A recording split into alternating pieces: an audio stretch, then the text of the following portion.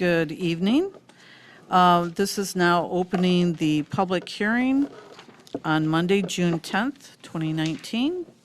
And this is to provide invitation and public comments regarding the proposed ordinance 2019.06/412 non-discrimination ordinance. Would anyone like to come forward and be recognized? Come forward, please.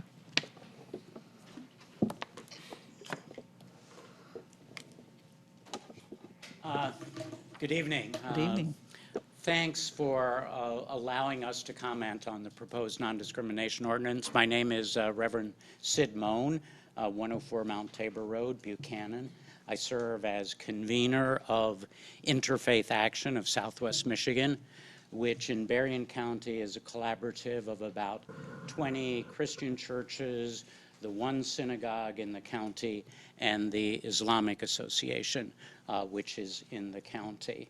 Our purpose is to provide faith-grounded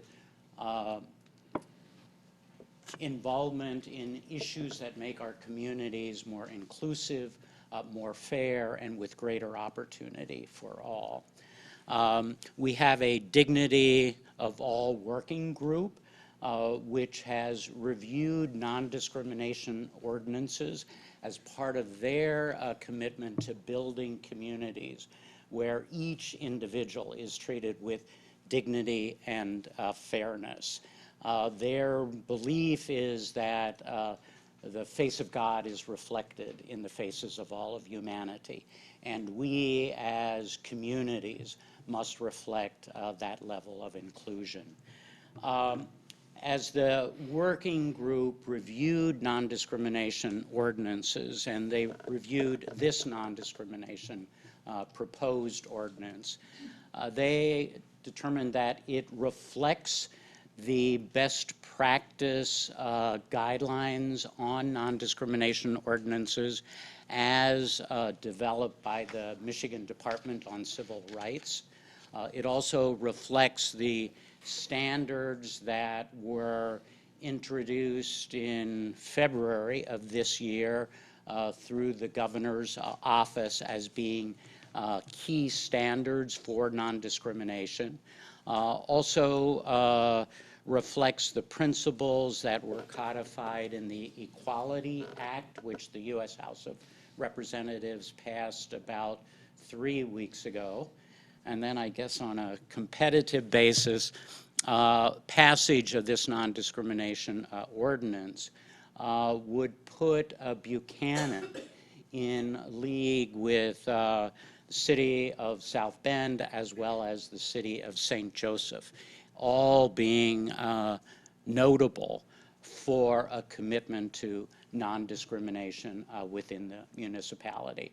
So on behalf of Interfaith Action, we support the passage of the non-discrimination ordinance, and that our belief that it makes life better, fair, and more inclusive for people of Buchanan, but also serves as a guiding challenge to all of Berrien County. We thank you for your consideration. Thank you for your comments and assistance. Is there anyone else wishing to be heard? Please come forward.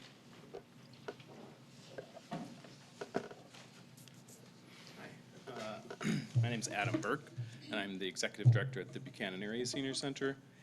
And although at first glance you might not think that this ordinance would apply for the Senior Center, but it does in more than one way I can think of. It makes me think of when cities start putting bike lanes, just showing that bikes can share the road. Suddenly people start paying attention better to bikes. And when a city takes a position with an ordinance and says, hey, this is the way we think the city should be, it kind of puts everybody in the same frame of mind, that this is the way we should be treating people. And at the Senior Center, we deal with disabilities, all kinds of minorities that are often invisible. And the LGBT community is also often an invisible minority. So this will just be one more statement by the city that this is part of our community and you belong here. So that for that, I offer my support as a citizen and as the executive director of the Senior Center. Thank you for your comments. Is there anyone else wishing to be heard?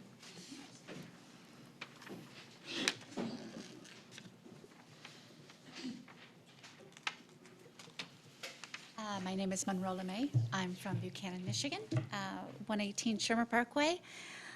I read an article today in the paper that I think most of you have probably seen about Jade Jewell. And she graduated on Friday, and she gave a speech that I wasn't present to see, but the article itself brought me to tears when she had mentioned how kind this community was and the high school was in accepting her for who she was. She's gay, she's black, and she is 6'1" tall. She has been in different schools where they bullied her and were not so kind. And it was something that made me realize that Buchanan, both our school system, our community, our city, our senior center, our art center, so many aspects of this community is really very loving and caring. And I think that this ordinance is something that just comes as, I think we've already had it, but it hasn't been in writing. So I thank you for even considering it. I thank you for bringing this forward because we really do need it. And I think it's just a second thing to show someone like this young woman who's 18 years old and feels accepted for the first time in her life because of Buchanan to say, we are going the entire way. So thank you for even considering it. Thank you for your comments. Is there anyone else that would like to step forward? Come forward, please.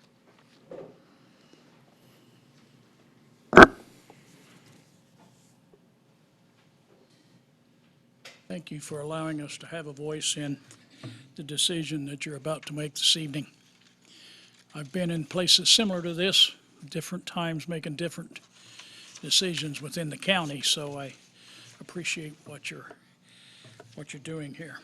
But I'm not a resident of the city. I live just outside the city, but I know many, many people in this city. And speaking as a senior, and there's a few out here in the crowd with us tonight, I'm proud to see you considering passing this.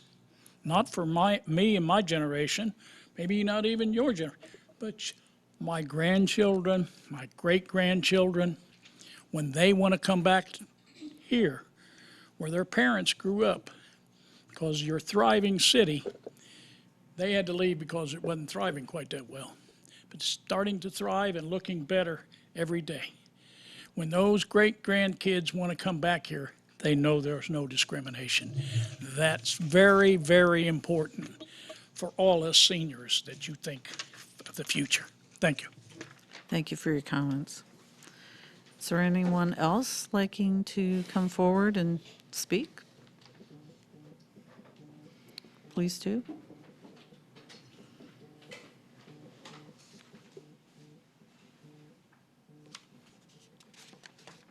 Hi, my name is Ann Tews. I live in the township. I do not live in the city of Buchanan. But this is just a message to anyone who think that this ordinance might not apply to you. You might not think you have, you know, a stake in the game. But let me tell you, I used to be a very boring person that this wouldn't necessarily apply to. Boring, white, heterosexual, nothing special about me. Until I turned 40 years old and I unexpectedly, after having great health, had a stroke. And now I walk funny, I have some visual disabilities and a lot of other problems. And thought very much of leaving Buchanan at the time. As soon as my kids graduated, my kids are at Buchanan schools, and I thought as soon as they graduated I would leave because I didn't necessarily find a lot that made me feel accepted here until I met this wonderful group of people through One Buchanan that I started volunteering at the Senior Center, and I have found myself much with a feeling of much more acceptance than I used to. So I just want to tell you, this could affect you any day.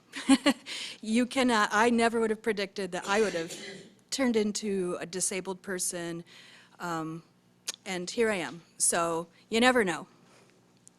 Thank you for your time. Thank you for your comments.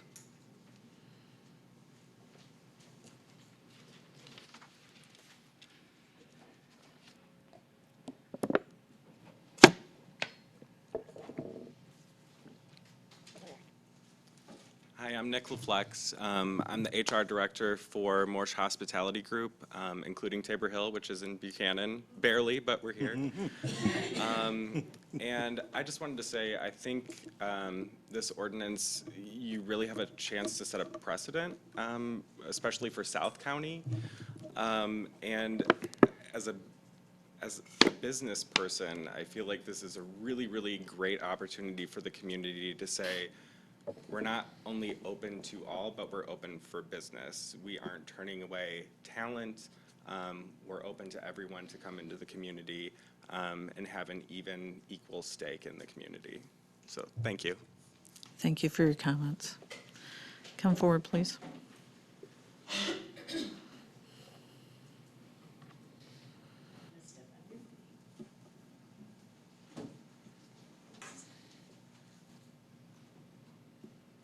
Good evening. I'm Ruth Ryder, and I live in Niles Township, barely. And some of you know me because I've taught in the schools for a long time. I'm also the Vice President of the Board of Education. I completely support this ordinance, and I hope that you will too. I've always felt that Buchanan schools are very inclusive, very welcoming, and after seeing the graduation speech by that young lady, it just warmed my heart. I think if the city endorses this and passes this ordinance, you will be a role model to all of the citizens, whether they're from the senior center or the kindergarten class and those who come after. So I implore you to consider, and I would love to have you pass this ordinance. Thank you for your time tonight. Thank you for your comments. Is there anyone else?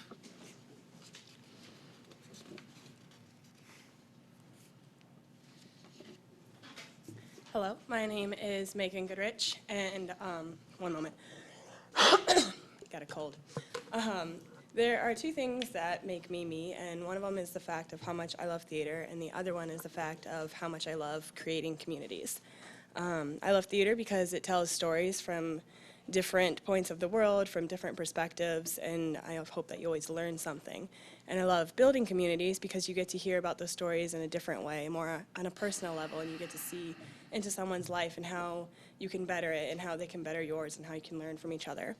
And I would love to be a part of a community that tells my story, tells my neighbor's story, my grandparents, my future children, whoever's, and that we're all growing and learning from each other even though we're different. So thank you for your consideration. Thank you for your comments. And does anyone else want to speak? Mayor Moore? I have a letter of correspondence. Would you like me to read that? Please read it. It says, I was unable to attend the meeting last night regarding the non-discrimination ordinance and wanted to send you a message expressing my support for this important ordinance. And that's from Steve Ragland, and he's from SNL Consignment Gallery downtown. Thank you. Were there any other comments No, that was received? just the Okay.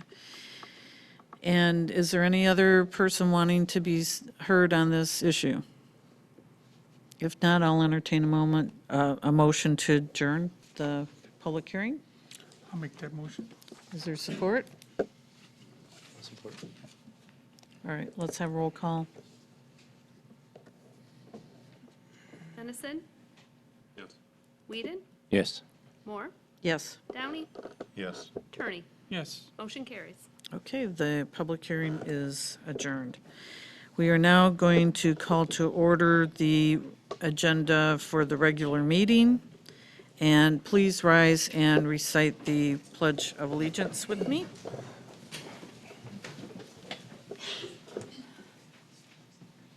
I pledge allegiance to the flag of the United States of America and to the republic for which it stands, one nation, under God, indivisible, with liberty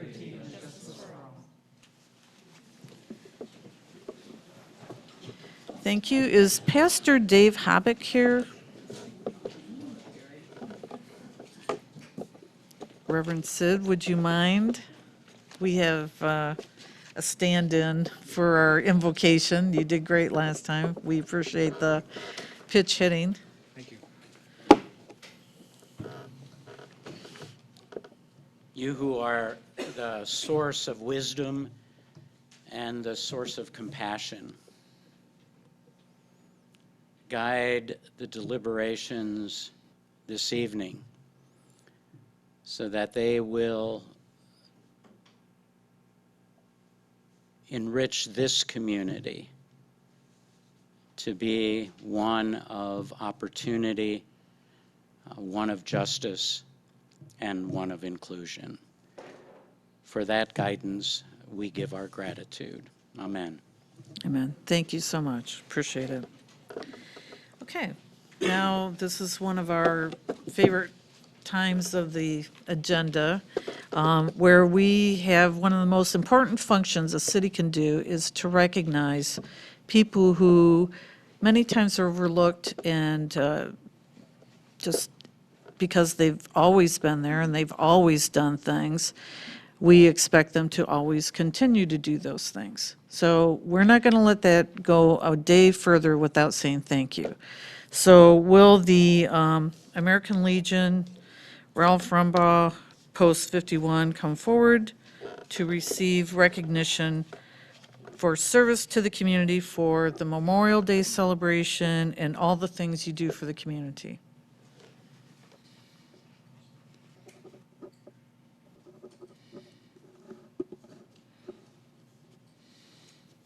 Do you want to say a few words before I hand you your?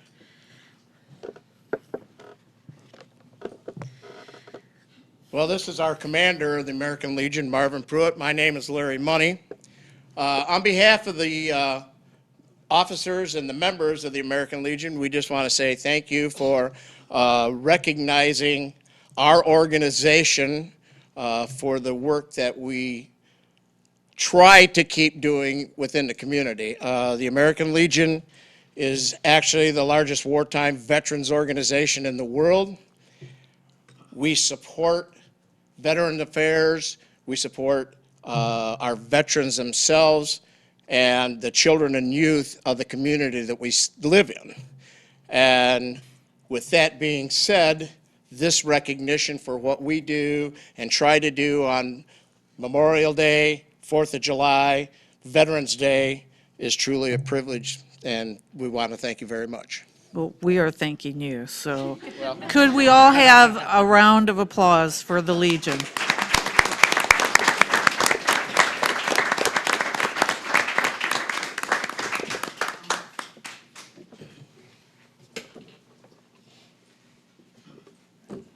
And Marv, thank you so much for heading up the parade every year. Been a long time. Yeah. I know, that's why it's time we said thank you. Well, he wasn't there physically this year because he had knee surgery a week before our parade, but he's been doing this for over 40 years. Yes.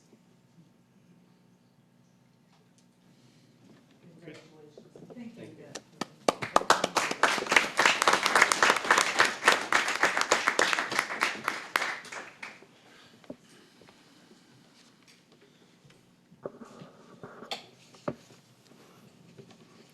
Okay.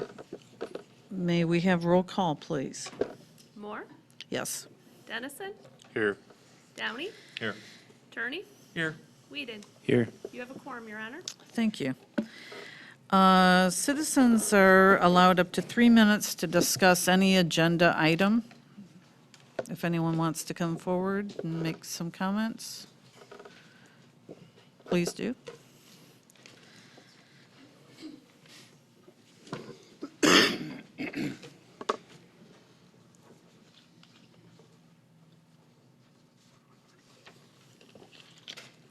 Randall Pitt, 312 West Chicago. And I wanted to ask about the goal-setting work session you had June the 4th, and you were going to approve the minutes later on. And I was wondering if the minutes are published anywhere, if they're available now or will be available after they've been approved. And another question is, have we used in our looking at which ones matter, cost-benefit analysis? This is a fairly common term used. When you make up your own mind looking at some choices, you use cost-benefit analysis, usually benefit for yourself and cost for yourself. But we have the responsibility of doing this for the whole tax-paying population of Buchanan. So it would be really encouraging for all the people who are going to pay for things if the cost-benefit analysis, which is what's it going to cost, what are the benefits for all of us or any of us, and how do they balance and which ones matter most, were used and published for taxpayers to see, particularly the ones that we're thinking of going forward with. Now, we haven't got that stage, I hope, yet, but I would like to know whether that's an approach we use. Can anybody say anything? I mean, Well, when we get to those individual items, I'll make sure the city manager will discuss some of that background, so I'm afraid you have a bad record on following up on things that I've asked for at the beginning and then they disappear in the general conversation. But this particular one may not be formally. I don't know how far the topic has got, where at some point you choose a few items and go ahead with them. But I'd like to know what the forecast is. Thank okay, you. and we will take that into consideration as we discuss those items. Thank you for your comments. Is there anyone else who wants to come forward?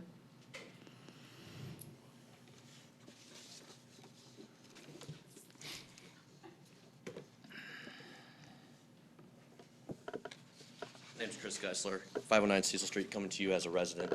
I'd like the commission to reconsider under new business item B and not to do this. Some issues with this. It's really, like Mr. Pierce said, cost-benefit analysis. It really does not benefit us. It creates more work for our city workers because the county does not clean up. It leaves a mess everywhere. And it might look good for 6 months to a year, but it deteriorates real quick. I just really would like the commissioners to really look at this instead of actually doing this paving. I see you got Reith and Riley on here. Reith and Riley is known to be kind of costly. Kind of looking at some other companies that do pave. Thanks. Okay, thank you for your comments. Is there anyone else that wants to make a comment on the items on the agenda? Okay, seeing no one rise, we will move on to the consent calendar. Were there any amendments to that? If not, I will entertain a motion to approve the consent calendar. I'll make the motion, Your Honor, to approve the consent calendar.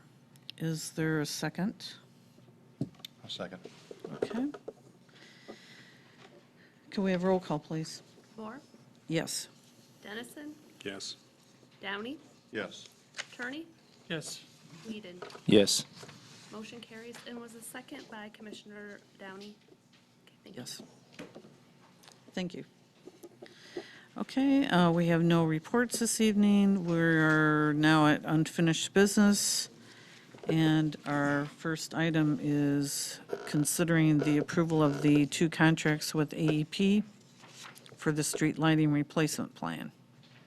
Mayor, Commissioners, last meeting, we had some questions come up about the lighting contract. In your briefing, I went back to AEP, our representative there, John Burke, and asked him the questions that were posed by the commission. There was a question if there was a little bit of wiggle room negotiations in the contract that would provide us some benefit of the efficiencies in the lighting in the future. And a response is that they really don't have any right now, because this is kind of a orchestrated, authored agreement by the Utility Service Commission, Michigan Service Commission, that it was negotiated with them. They are the ones that really kind of set the parameters for this. In talking with John, he believed that, and AEP actually suspects that the Service Commission sometime in the future will say, okay, you've recovered your expenses for this process. Now the tariff for municipal streetlights will be this.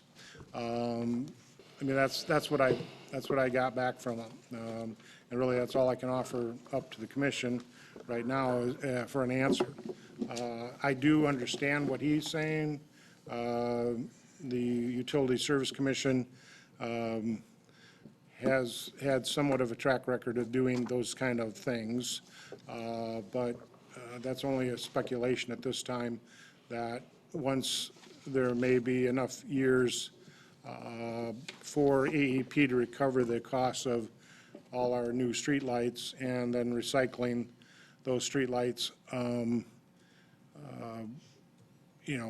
once that expense has been recouped, there's a belief that there'll be a consideration to reduce the tariff on municipal streetlight costs. Then he has not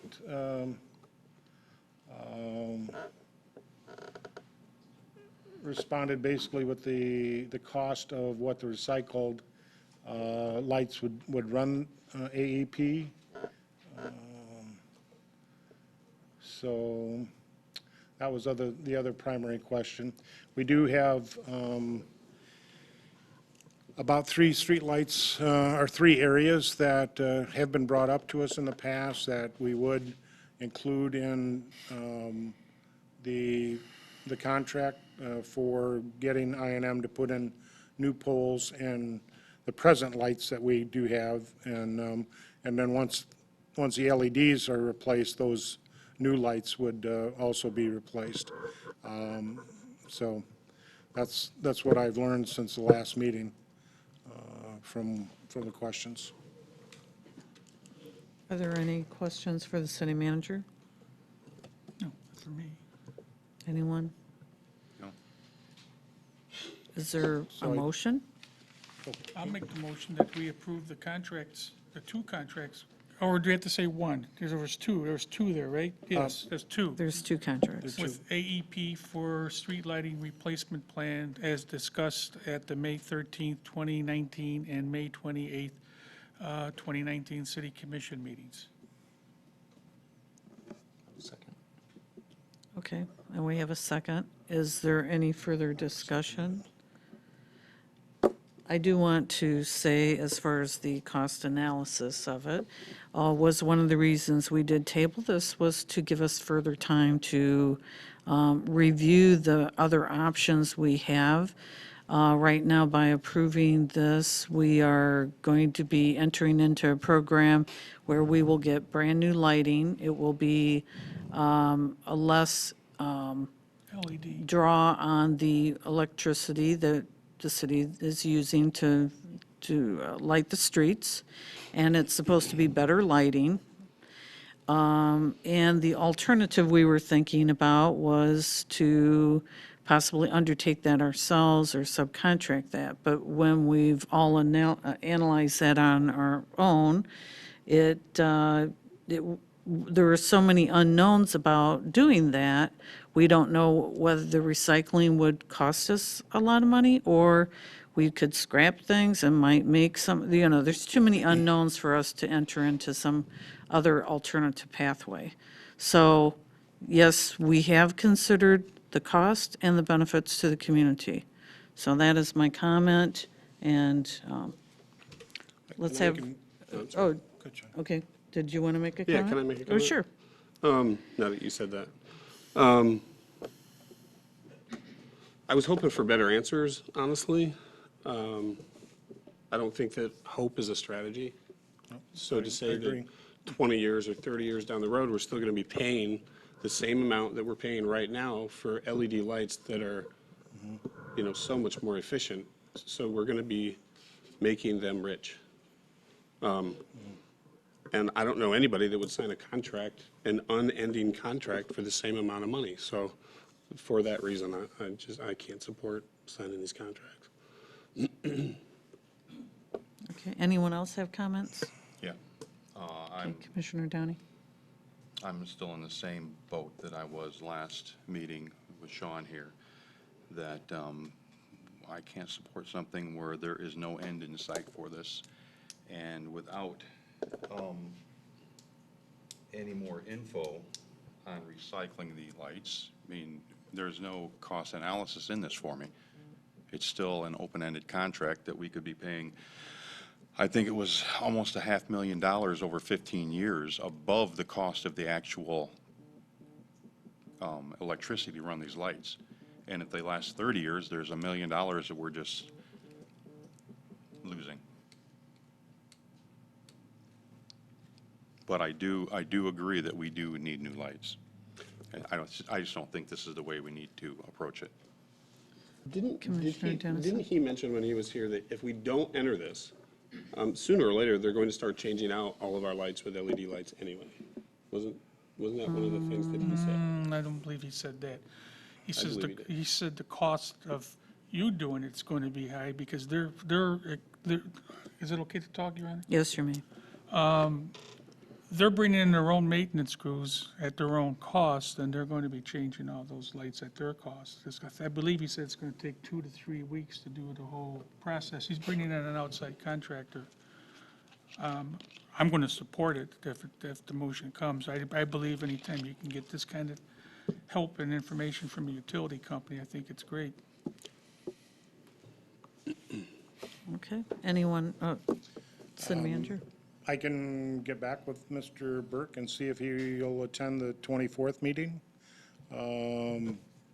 So maybe we could pin him down a little bit more. Again, these are not my answers, these are his answers to me when I pose those questions. So I don't know if you want to go through that motion and talk with him directly here on the 24th to see if he could provide any more clarity to your concerns. If you remember, can I speak? Yes, you may. Okay, if you remember when we were giving the paperwork, he had a couple pictures side by side, and you could definitely tell the lighting was better, but you could also tell that there were lights in places there weren't lights before. The lighting is probably better, but that was not a true picture of what we were looking at there with just the replacement of the LED bulbs. Yeah. Again, I offer up to reach out to him and have him here on the 24th to, answer maybe in greater detail your questions. If you want to do that. Well, Bill, one of the other unknowns is the cost of like subcontracting this ourselves. And we don't have a cost figure on that. So, I mean, is that something that could be? Yeah, we could have that also available. Again, going back 4 years, as I informed you, we looked at this with another lighting system. It wasn't LED, but that cost was around $350,000 to replace of all our streetlights. And there's 332 streetlights presently to do. And that, to take them down, reestablish the new lights was around the 350 mark. I think these LED lights have gone down in price, and I don't think we're into that cost range anymore, but I still believe we're probably looking at $200,000 to replace the lights. And again, the contract puts all of that on AEP to do, and then recycle the 332 fixtures that have some form of mercury in them. But, you know, I think the price has gone down since we originally looked at doing it ourselves about 4 years ago. Anyone else have any comments?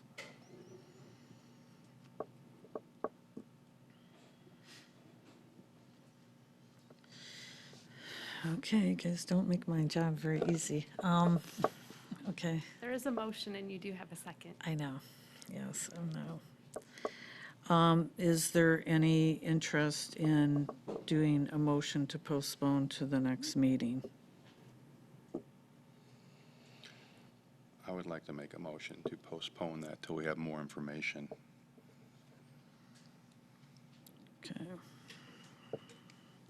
Is there a second to the motion to postpone to the next meeting?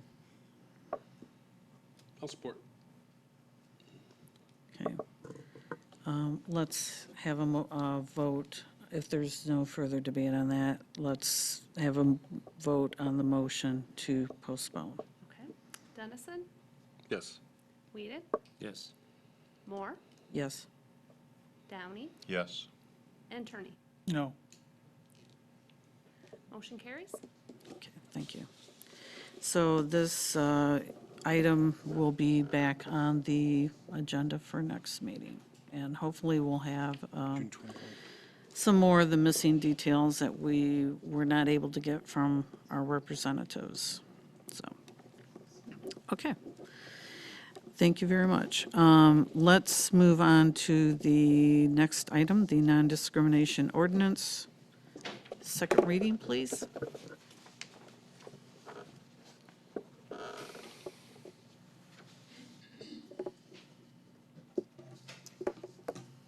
Good evening, Mayor and Commissioners. This is the second reading of the proposed non-discrimination ordinance.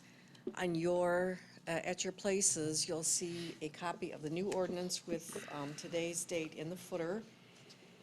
This ordinance was under review when we had our first reading, and the ordinance is basically the same. At the attorney's recommendation, I did add a definition of low income. The definition that we are using is a definition, the federal definition from the Department of Housing and Urban Development, which is 80% of the median income, and that's for the area, so that hopefully we won't have an investigation, but if we do, it gives us a guideline to use that's tailored to our area, not an arbitrary number or anything like that. So that has been added. And then there was a Scrivener's error in the original ordinance. You had the word article. It talked about this article. It actually should be this ordinance, because we're talking about this ordinance, not the entire Article 2. So that change, those changes have been made. And other than that, it's the same ordinance, and I do appreciate everybody's support who came out for this, because it is important. And so for the second reading, I'd like to read the intent, which is really the heart of the ordinance, is what we want to accomplish with this document. And then the sections that are in the summary that I read last time are all the same. So having said that, the intent of this ordinance, which is non-discrimination, ordinance 2019.06/412, non-discrimination. The intent of this ordinance is that no person shall be denied the equal protection of the laws, nor shall any person be denied the enjoyment of his or her civil rights, or be discriminated against because of race, color, religion, national origin, age, sex, sexual orientation, gender identity, height, weight, marital status, or disability. And then following is a summary of the ordinance, which talks about the intent, the definition, and then how we are going to actually ensure that no one is discriminated against. And I would be happy to answer any questions if you have them. Are there any questions? Okay, apparently there are no questions. And if you would consider approval. Thank you. Is there a motion to approve this ordinance?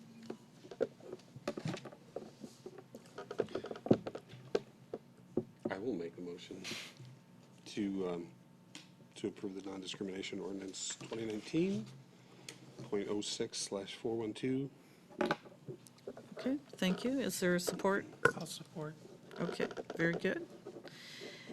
Is there any further discussion on the ordinance from the commission? Seeing no one? Roll call, please. Downey, Yes. Moore, Yes. Turney, Yes. Whedon, Yes. Dennison. Yes. Motion carries, Your Honor. Thank you. Thank you.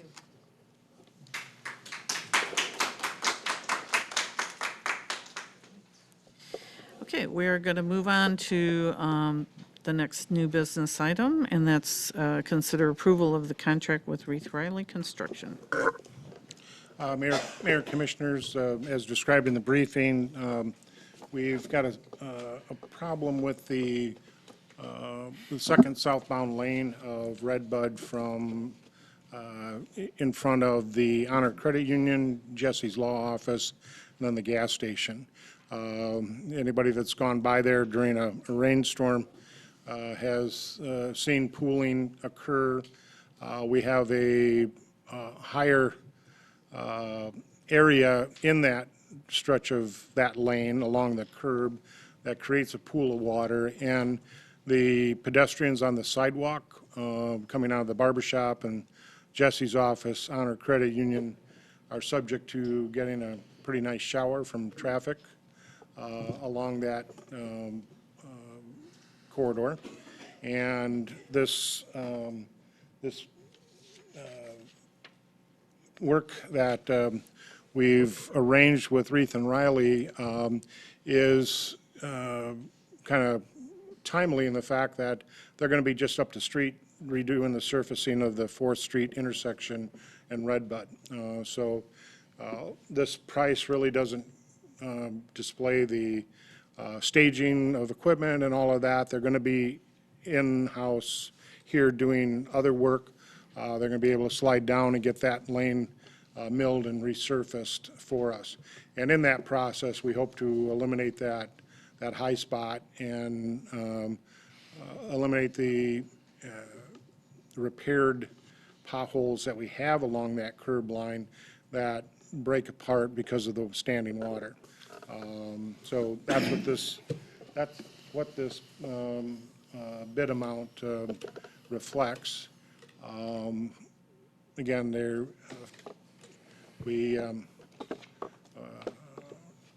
the fact that they are present doing other work, I think reflects in the low price for that length of lane being milled and resurfaced from Dewey Street to Front Street. We are trying to talk with them again to see if they have the ability to do the opposite, the northbound lane on the other side of the street, which has kind of the same situation going on, but not as dangerous to pedestrians. But if we have them there, we'd like them to look at that lane as well. But right now, this is just for the curb side lane of Redbud Trail from Dewey Street to Front Street, and help us to correct that that low spot that creates pooling. So. Any questions about the Reith Riley Construction? What would, just out of curiosity, and I know Chris had brought this up, and I know you had mentioned they're already in town, what would the potential cost have been if they had to stage if they hadn't been in town already? I know it'd be a complete guesstimate, but Yeah, it just for would the be, sake of the public. Part of the problem is finding a contractor free enough to come in to just do that section for us. I think the price here, I would suspect, all I can really say, I would suspect the price would be much greater than what this $5,900 is quoted to do that lane. If we had to stage a company to come in and just do that section of lane by itself. This would be in conjunction with their presence uptown. I don't know, Mac, if you've got any commentary on you know, the normal pricing of a project that the company's already staged and on-site doing work already, how that would, I would say, at least if they weren't in town, you'd probably be looking at maybe $1,000 just for that kind of a mobilization to and from and signage and everything else. So Right. certainly 5,900 is yeah. not a bad deal for that stretch. And resurfacing up at the intersection, do you have a schedule on when they hope to be in doing that? I believe that's next week. Yeah, so I knew it was a short timeline, so that's why we reached out to Reith, because they're already here with their equipment to grind it and surface it for us, so. Okay, Commissioner Downey? So we're still going to have a drainage issue there? But it won't be sitting in the middle of the road, right? It's No, basically to the curb? We have a rise in the normal curb, at least in the pavement.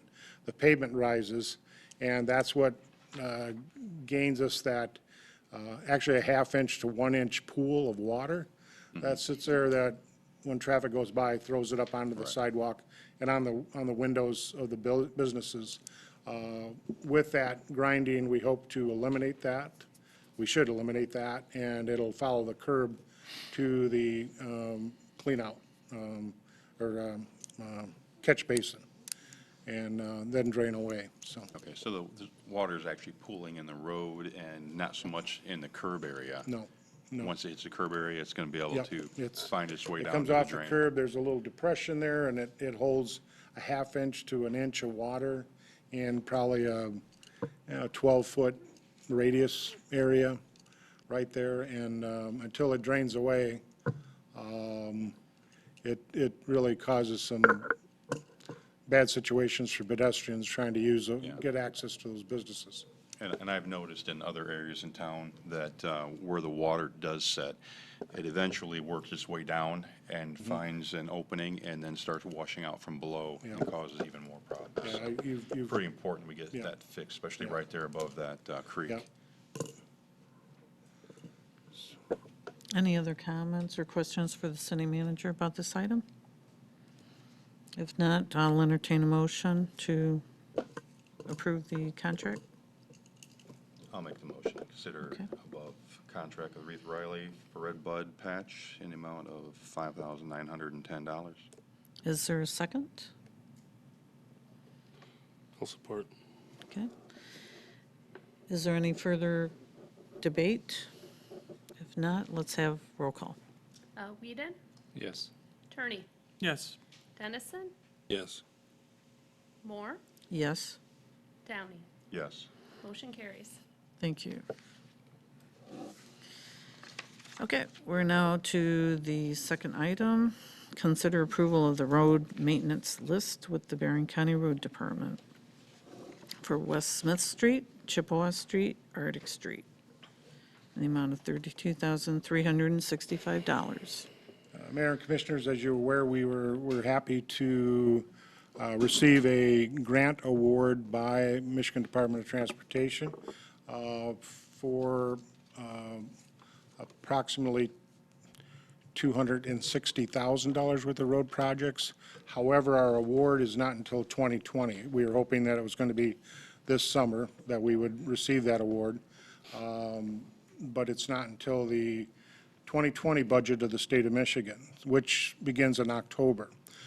We will be watching and trying to schedule opportunities to get a portion of that award done sometime in the fall, October, maybe into November, depending on how the weather is and the asphalt plants are open. But since we really can't and shouldn't touch that grant, those roads that we identified in that grant, anything that we touch doesn't get credit for the 2020 projects. Those roads we identified in that grant, we don't really want to touch. So we went out and looked at the other next roads we had on the list to try to provide some maintenance to. And as you see, there's 3 of them. West Smith Street, and that's from South Oak to Terracoop. And then Chippewa Street from 4th Street, from Front to 4th Street. And then Arctic Street, Victory to Enterprise. Those lengths of streets are streets we wanted to chip and seal. Again, chip and seal is a process that I believe provides us the best bang for the buck. There is some residual unappealing things about chip and seal. One, if we don't get in there and clean up the stones fairly soon after it's laid down, it becomes a problem. That's what happened to us last year. We didn't get our chip and seal done till later in the year, into the fall. Leaves hit us. We got busy with those.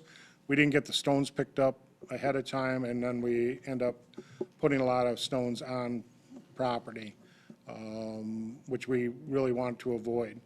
We would like these projects to happen as soon as we can get on the schedule for the summer.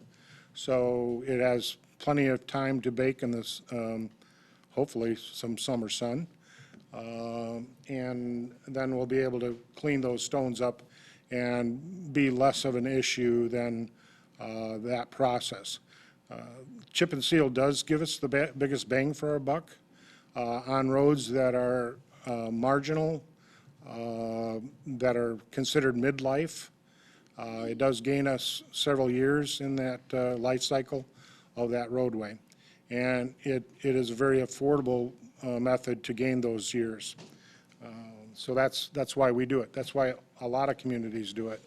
The road commission, or the road department now, is very, very busy with working in all the communities, and they're doing a lot more in-city work since they've ever done, because this is a viable process for neighborhood streets to be done. It's done a lot out in the townships, longer roads, but cities are finding it to be a viable solution to some of their road problems. And so that's why we submitted these list of roadways, which total $32,650, I believe, for some summer work ahead of the grant work we submitted for and won. So I'm seeking approval for us to move forward and get these roads that are identified here done as soon as we can get on the county's schedule. Okay. Are there any questions? Commissioner Whedon? Yes, sorry.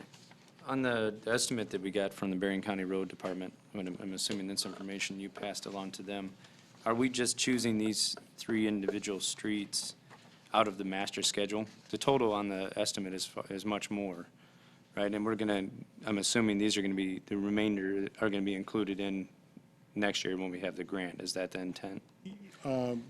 Yes, these are the streets we plan to do this summer, and then the other streets, the other chip and seal streets, were scheduled for after October. Okay. So we can take advantage of that 50% cost that the state's providing us grant money for. Right, and I think, yeah, and I see that they're invoiced at 50%, and that language is in there as well. Yep. Okay. So again, we hustled to get our information together, to get that grant in. The window was fairly short for us, as well as a lot of communities. So we were, I think there were like 3 communities in Berrien County that did receive some grant funding. Others in our Southwest Michigan received some other funds. But, again, I believe we received the largest of the Berrien County communities award, so I'm pleased with that. Okay, any other comments? Commissioner Downey? To help out with Chris Geisler's concerns, that I'm thinking the same way. I just want to make sure that these streets are in need right now, because I didn't get a chance to drive down them and look at these streets. I do want to say, as far as the grant we received, and it's available in October, I hope we're not going to do any chip and seal to try to squeeze it in before winter and end up in the same Yeah, no, condition as we were last year. October, we're going to be seeing leaves, and so we have October to October to use that money. So if we can get some stuff done, because we are looking at targeting Shermer Parkway and 4th Street in front of the middle school, if that work can be done, that would not be a chip and seal. That would be a grinding of the concrete and a resurface of that roadway. So that's probably what we're going to try to focus on, see what's possible for October. If not, we'll have the monies for the road repair season the summer of 2020. Commissioner Downey? I mean, Dennison? It's like, sorry. I agree. I think chip and seal is great for rural areas. I don't think it's all that wonderful in the city. They did my street last year, and I don't like it. But I also know the realities of budget constraints and streets that cost a fortune to repair. But in one of our work sessions, we talked about, there was like another process or an emulsion they put on top to help trap the stones in. Yep. Do you know does this include that step or no? No, it does not, but we could. Could we get a price for that Yep. and then reconsider this? I think it's called fogging. Is that what it's called, Max? Yeah, they come back and run another layer of emulsion over the top of it. And, yeah, we could get that. I'm sorry, do you happen to know is that an extremely expensive addition to chip and seal? I'd have to look into how soon after we do the chip and seal process that you could put that layer on top. That's something that we could look into, for sure. Yeah. No, I don't know. Yeah, we'll get you the details on that.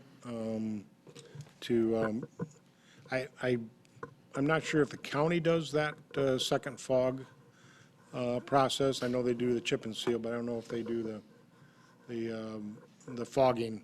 Believe that's what it's called. Do we have the ability to put this off until the next meeting, or is there a rush to get this scheduled? We could do that. I'm just, I want to try to get on the county's schedule, so. 'Cause we have been kind of floating, waiting for the grant to be approved, which we finally had that. So now we're telling the county, okay, the roads you thought we were going to do this summer, we can't do until 2020. So they totally understand that. It's just that we would like to get some other roads done this summer. I'd hate to wait a whole year without doing some maintenance on the roads. And that's where these roads came up. So, we could, Does it make couple sense to see what the additional cost would be to have that next step done and try and limit the amount of stones that get tossed into the sewer and yards? And I'll support that, if you want to make that motion, Sean. So you want to, wait, you want to make a comment I before? wanted to ask Mac a question, maybe. Okay, sure. So this fog, that we're calling it? Fog seal, yeah. Okay, so that's just to keep the stones in place while they get run down by the cars and the trucks and the sun bakes it in. Is that what it's doing? Yeah, basically a second layer, because they put down that layer of emulsion on top of the stone, and the stone gets kind of moved around, packed in, and that second fog seal comes in to lock it in. So, out of curiosity, Yes. curiosity, is there a reason why that hadn't been done in the past, or had it been done and that's why it caused the stone issue? I know the leaf the issue. fogging? Yeah, had we done that in the past Well, it or was just considered that? the added expense to the roads, so we were trying to get the most coverage with the least amount of dollars. So chip and seal is a good process in its own. Again, it does have residual problems with the stones, but that's what we were doing. We didn't go to the added fogging expense. I'm definitely in agreement that last year was an abysmal at Again, best, right? in the It's, process of learning, yeah. you know, we could, let's find out what the fogging costs are and go from there, and we'll have that for the next meeting. Ask one more question. Sure.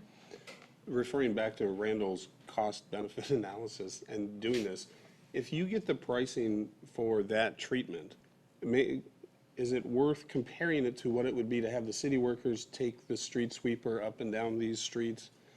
I mean, we're gonna have to do one or the other, right? So, do you see what I'm saying? Oh. I mean, if we have to have $5,000 more for the, whatever, the extra layer, and then or if we don't do that, we're gonna have the street sweeper up and down those streets picking up rocks, so which is gonna cost more? Yeah, we'll evaluate that as well. Commissioner Downey? One more question, maybe to Mac again.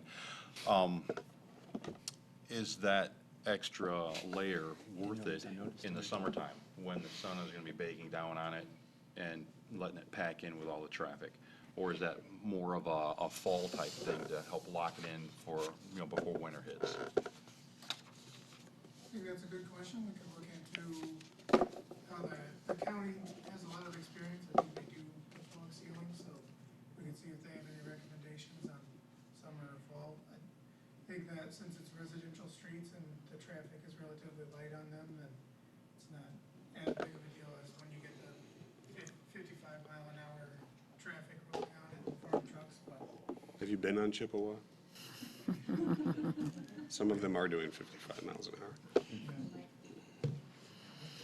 Okay, so is there a motion to table this to the next meeting? Is that what I'm hearing people want to I'll make do? a motion to table that till the next meeting. Okay, is there support for that? I'll second that. Okay, any other, let's have roll call, please, on the motion to table. Turney, Yes. Downey, Yes. Whedon, Yes. Dennison, Yes. Moore. Yes. Motion carries, Your Honor. Thank you. Okay, thank you very much. We are now towards the end of the meeting. Public comments. Citizens are allowed up to 3 minutes to discuss any non-agenda item. Does anyone want to come forward?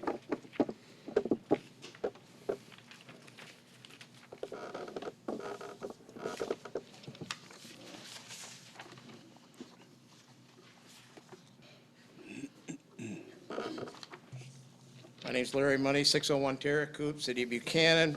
Madam Mayor, City Commissioners, I would like to direct my comments to our city manager, Mr. Marks. I would like for him to basically relay to his department heads and specifically the cemetery department what a great job they did for us on our Memorial Day services out to the cemetery. Even though on the west end of the Veterans Circle, there were some wet spots that were driven over, markers were covered up, citizens that belonged to those markers were truly upset. And I heard through the grapevine that Mr. Weaver and his group were approached about this. And I just want to make sure that you know that I was out there Saturday morning fixing up our trailer and putting the railings on there to be able for the people to have access to the trailer. And those marks were not in that, along that area that's been mentioned. And I specifically went and took my tamper and tamped that mud back in. But I want you to convey that to those folks. And I've talked to JT, and next year we have a little remedy to that situation. It's just, some stakes set out farther with tape, because there are people that apparently don't heed to the cones that were placed there by the city workers. And if I may, I would like to make a comment on the new business agenda A, and that being as co-owner of the building in question, Honors Credit Union, when I was co-owner of the bike shop that used to be there. That road situation in front of there really needs to be taken care of because we used to get flooding in through there all the time. And that's why we had to start washing our own windows, because we paid to do it for a while and it was just threw money out the door. So that is a good proposal there. So thank you, ma'am. Thank you, sir. Anyone else have a comment? Come forward.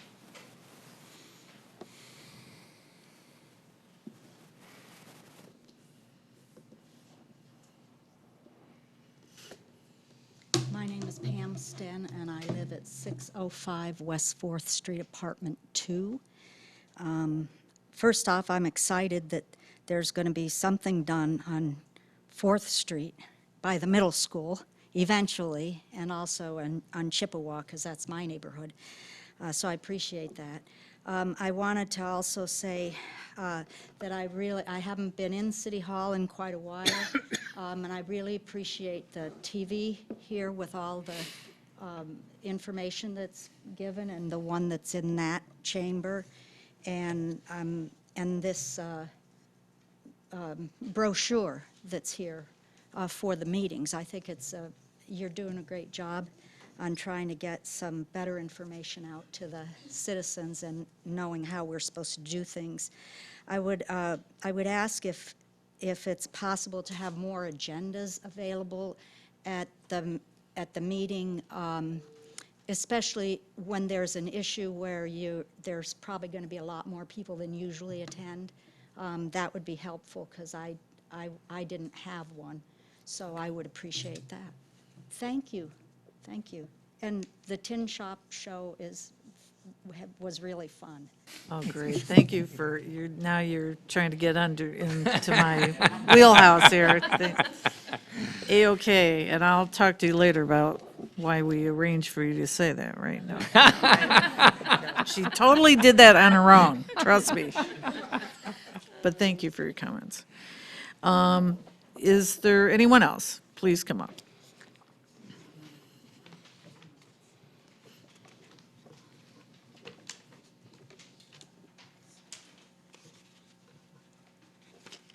I had one point, but I now have two.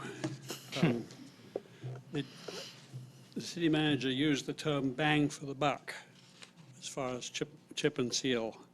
And that's what we got last time, because nobody bothered to fix the potholes before they put the stuff down. Within a month, it was banging again. And one has to seal, or at least not seal, but level the ground for the thing to work well. And that was part of my interest in the priorities of the city. That the very first one on the initial form talked about, I've forgotten what it said, but it was entirely wrong about not filling, coating and filling or something.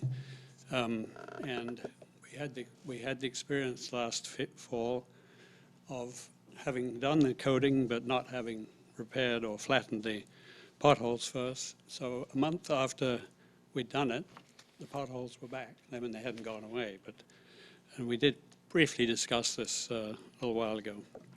So one has to do a good job on the surface before it ceases to be a bang for the buck. The other one was, I've noticed over the last 10 commission meetings that the city manager's comments are at the very end of the meeting, and very often include a little surprise in terms of an expense that you weren't expecting and the commissioners weren't expecting. And you are expected to make a decision right on the spot.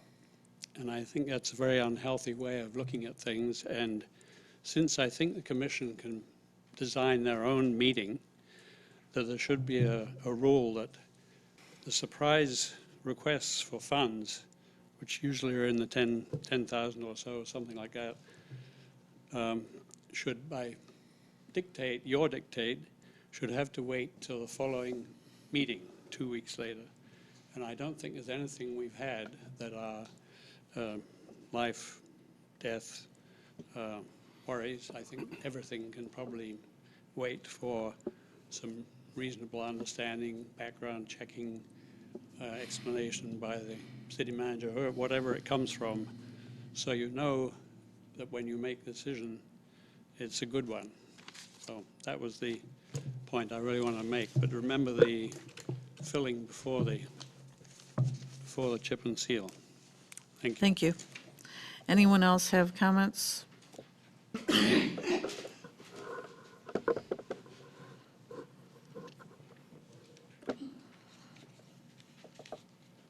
Hello again.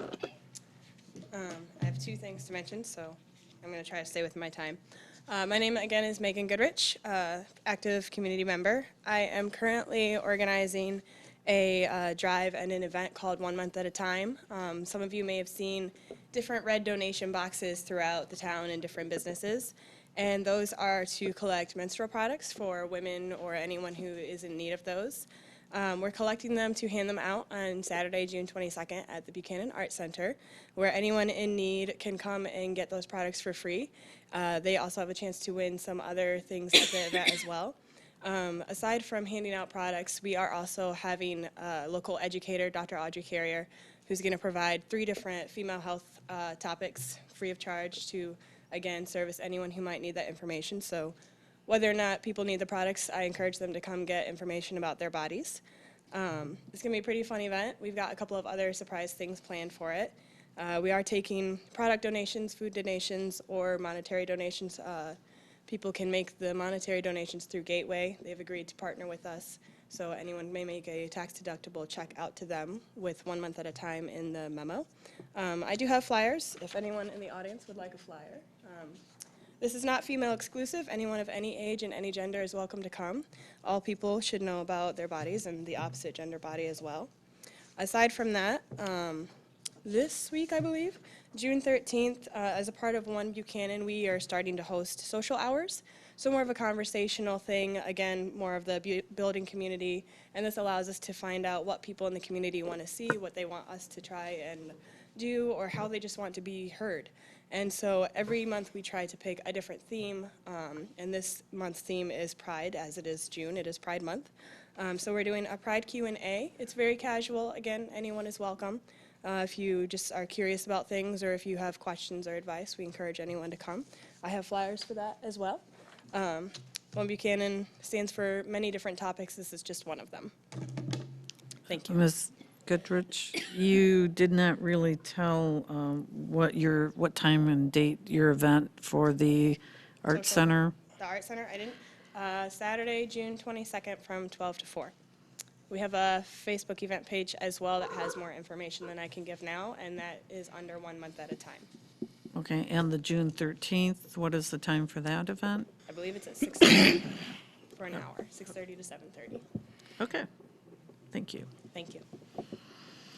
Anyone else?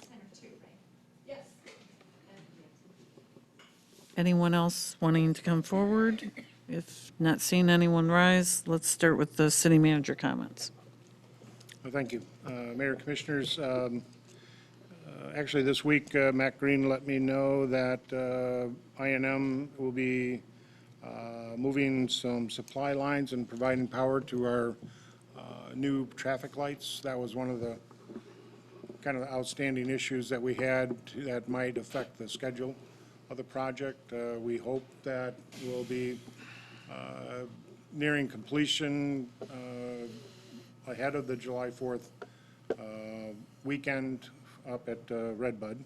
So hopefully that intersection will be up and available. Does that appear to be that case, Matt? Okay. Substantial completion at the 28th of June. Yep.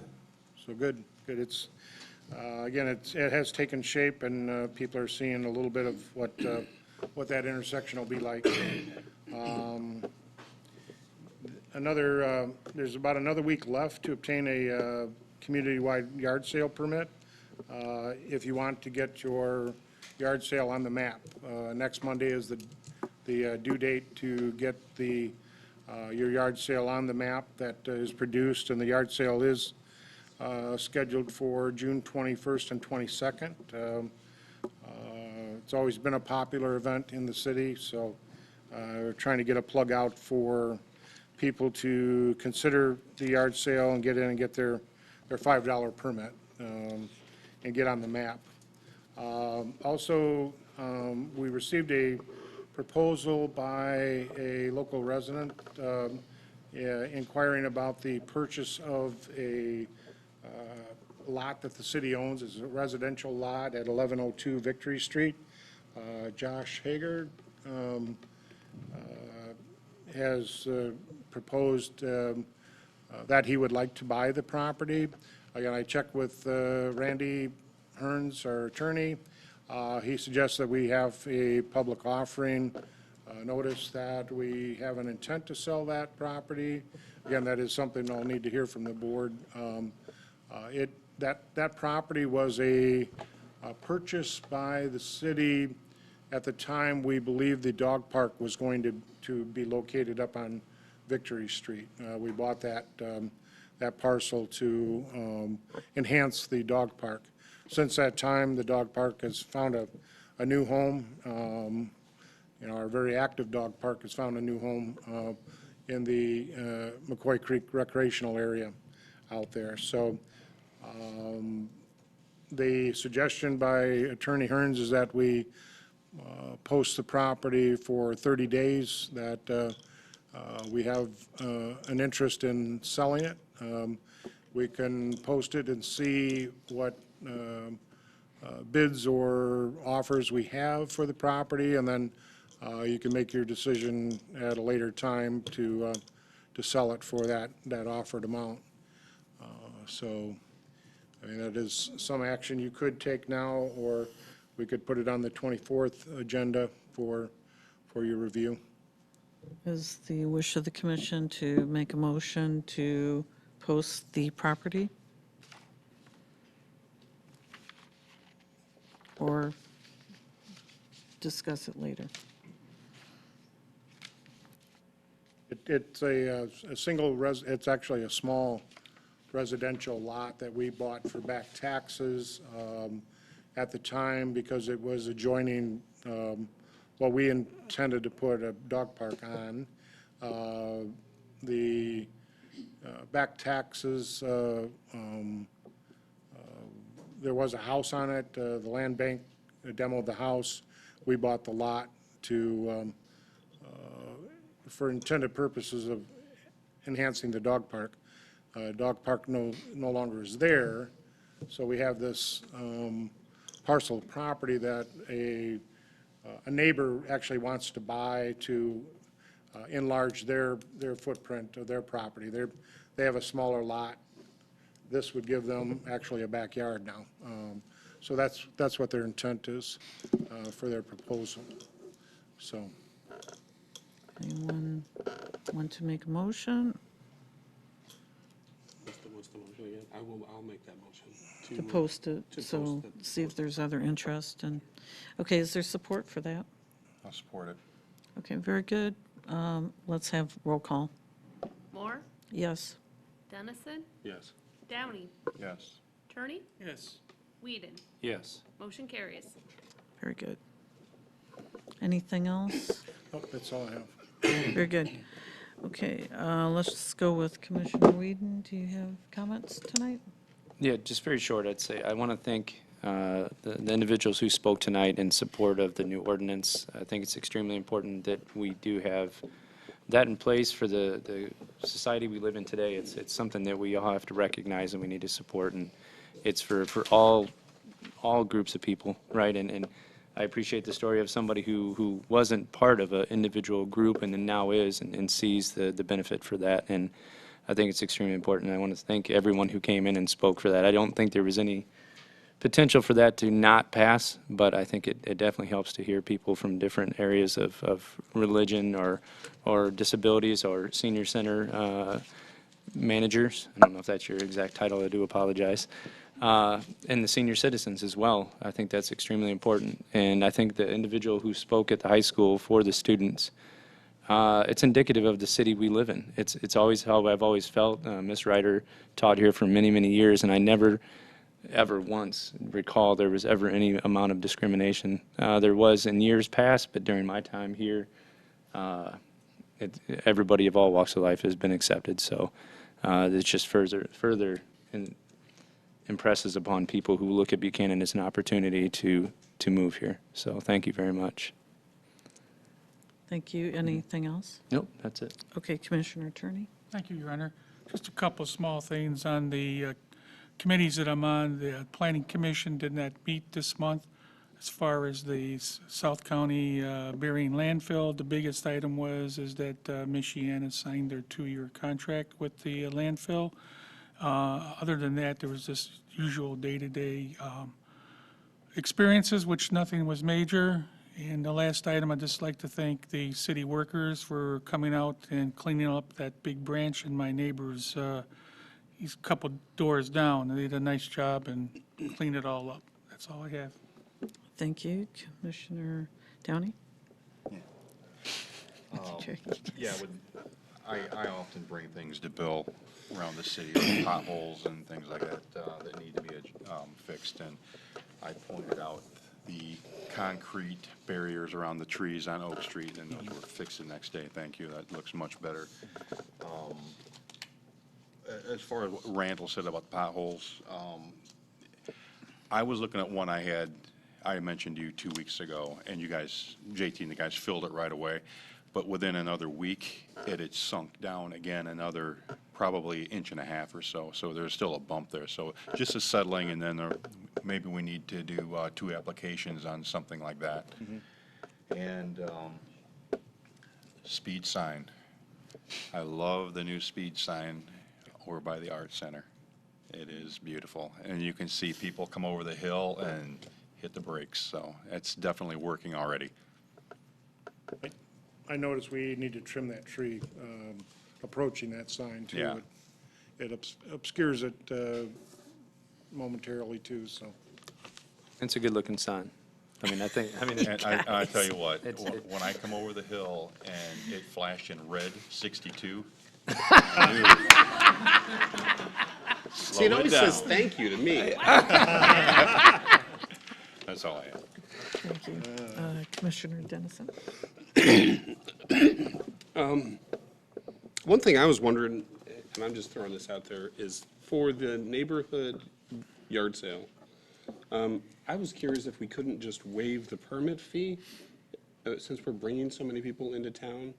I mean, you could still sign up to get on a map, but it's just an idea to encourage people to participate and waive the fee. The $5 permit fee helps us produce the map, covers the expenses for that.